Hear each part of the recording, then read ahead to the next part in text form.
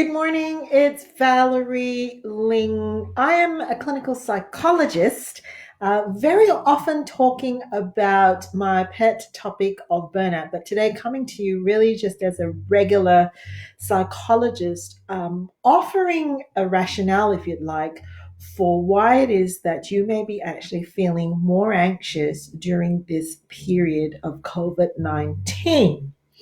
So, the first thing for me to say is that anxiety has an adaptive mechanism, right? So, it is an emotion when it is not a disorder, as an emotional reaction. Anxiety provides us with the ability to take the temperature for how things are going and provides a signal that something may not be right in our world.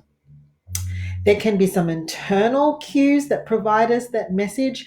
Our heart rate increases, we feel a little jittery. Sometimes our vision is impaired, we might feel a little dizzy, sort of at the extreme ends of anxiety.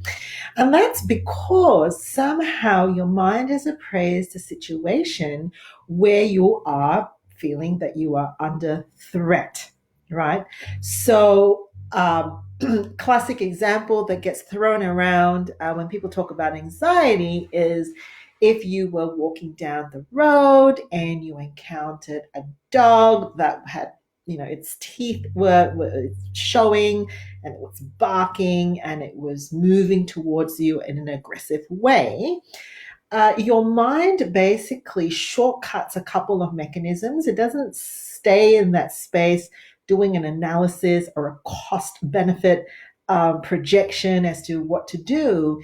It basically kickstarts an alarm system that pumps a bunch of chemistry into you, gets your oxygen levels going, and prepares you to either fight what's in front of you, run away from what's in front of you, and sometimes actually to freeze as a mechanism to survive. The thinking being that if you are under threat, those three responses may protect you. If you run away from the threat, if you fight the threat, or if you freeze, sometimes that may also mean that the animal in front of you may perceive that you are not alive and leave you alone. So, anxiety at the threat level provides us with some protective mechanisms because it helps us not to waste time, but to give us an adaptive response to a real threat. Now, anxiety at lower levels of the spectrum, where we have the ability to appraise a situation and say, well, that's really not an animal charging at me. I'm not really in a life or death threatening situation. What it is that perhaps I'm afraid I'm not going to get something in on time, or I'm worried about a particular outcome, provides us with a bit of a spike in our emotional baseline to say, you need to think about this. There's something coming up that's bothering you. And it's meant to basically activate a problem solving mechanism, a kind of a fight response, I suppose, at a lower level, which is to say that here's the problem that I'm facing. What I actually need to get myself out of here. And when we problem solve that, then our emotional state comes down to a resting state. And that's when anxiety has been a friend, a baseline friend. Now, at the spectrum of when things become an anxiety disorder is usually when those levels of anxiety or the alarm bells that are going on in your brain cannot be switched off regardless of what is in front of you. It starts to impact your sleep. You start to feel excessive worry. Some people experience headaches and symptoms of panic, like as if they can't breathe or they're experiencing a heart attack. And the waves of anxiety just don't seem to subside. And when we get to that level and it's significantly impacting our well being and our ability to function, there's probably something more than a transient emotion of anxiety. All right. So, in general, the way that we face anxiety is to basically look at the reality of what we are anticipating is going to happen to us. Because a lot of the time, psychological anxiety isn't linked to an actual visible, tangible threat that is right in front of us. It's often linked to either an unresolvable immediate situation that is out of our control, and therefore none of those mechanisms are really going to help us because they will freeze us in a perpetual state of threat. Right. So, an example being classically what's happening now in COVID-19. There are some things that we can do to stay safe, but by and large, we can't predict when the government is going to lift the bans. We can't actually predict the course of the disease in terms of how long it's going to take, right? So, when our anxiety, therefore, hasn't got the ability to exercise a degree of control, it remains frozen in that state. So when anxiety doesn't have a way to come to an immediate solution so that we can come down to baseline, then anxiety will just perpetuate.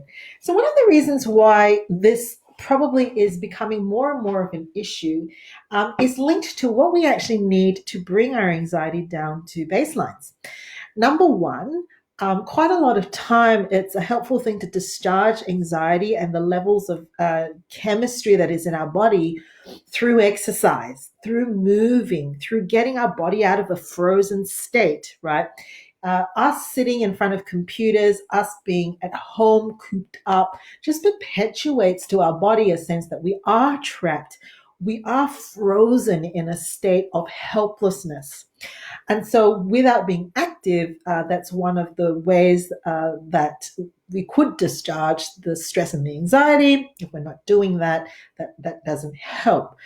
The other thing is the overexposure to statistics and data that increases our mind's appraisal that we must be under threat if we are getting constant messages of danger and disease, right? So it's an overemphasis on the likelihood that risk is still around us. So if we are washing our hands and doing the things that are going to keep us safe and physical distancing, that's our experience of keeping safe. However, if we are constantly bombarded by a cyber reality, that is not enough, right? Because we are feeding our mind with information that just exaggerates the threat. Then remember how I was saying that anxiety is a survival mechanism that bypasses largely cognitive processing. It's going to escalate straight away that we must be under threat. So overexposure to information escalates the appraisal of risk in our world. The other reason why anxiety is on the rise is because there's a kind of it impacts our sense of normal, of what what is the world going to look like. It also comes with additional stress if we are actually losing our jobs, if we are in fact having a less livelihood, if we feel like we're not coping because we're doing children at home, if we feel like we're not equipped to actually do the things that have been placed upon us. So the thing is, when we have heightened levels of distress, so when we are not able to bring our anxiety to baselines, we're also unable to engage in not only self-soothing, but also problem solving, right? That other important part of actually why anxiety exists. It exists to give us some information that says that, okay, we need to problem solve our way out of that. Problem solving requires being able to dig into a level of resilience, resourcefulness, and creativity to figure out what we need to do to actually go that next step if we don't have work, if we're needing X amount of dollars to make payments, help-seeking behavior, if we need to overcome our sense of inferiority or not wanting to bother people, that emotional resilience to go that next step, then to problem solve, to overcome our fear of seeking help. um, Being in physical distancing and being isolated also adds to that, because what then happens is we don't get feedback from others that people will help us. We're not sharing, we're not talking about what we're experiencing to the point where others can come into the picture and say, I'm going through the same thing as well. Or how about we take our minds off this together? Or how about we, have a cup of coffee together and just have a change of scenery? And so there's a couple of these things, therefore, that would help to ease anxiety. The mechanism of over escalation of risk and sense of threat continues because we are bombarded by information that's coming at us. Our ability to bring that to baseline has also been reduced through the normal mechanisms that we might have to manage our anxiety. And so, what then happens is we get stuck in this anxiety cycle of just the waves of anxiety circulating and going around and around and around without our ability. So, what to do about it? The first thing really to do about it is to de escalate the sense that risk and imminent danger is around you. You know the scripts for what keeps you safe: the hand washing, the physical distancing, reducing what we are doing in our everyday lives to contain it. And if we actually look at the statistics at the moment, particularly in Australia and New South Wales, we can see that the things that we are doing as a community is actually helping.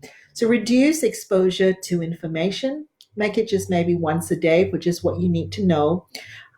Tell yourself that what you're doing is the best that you can do if you are doing those things. And then engage in the things that help to bring those alarm bells down to baseline: the exercise, the reaching out for support, doing other things, getting a sense that your world and your life is normal, getting out of the house as well to get a different sense of perspective that you don't feel like you're in prison. These are things that will help as well. Now, if you're finding, however, that is not enough to unlock your natural resources, particularly what is needed to actually tap into here, the catastrophic thinking, the mindset issues that are perpetuating the sense of risk, it's time to get help. Don't sit in distress. Anxiety is really, really treatable, particularly when it's actually linked to a situation that we're all going through.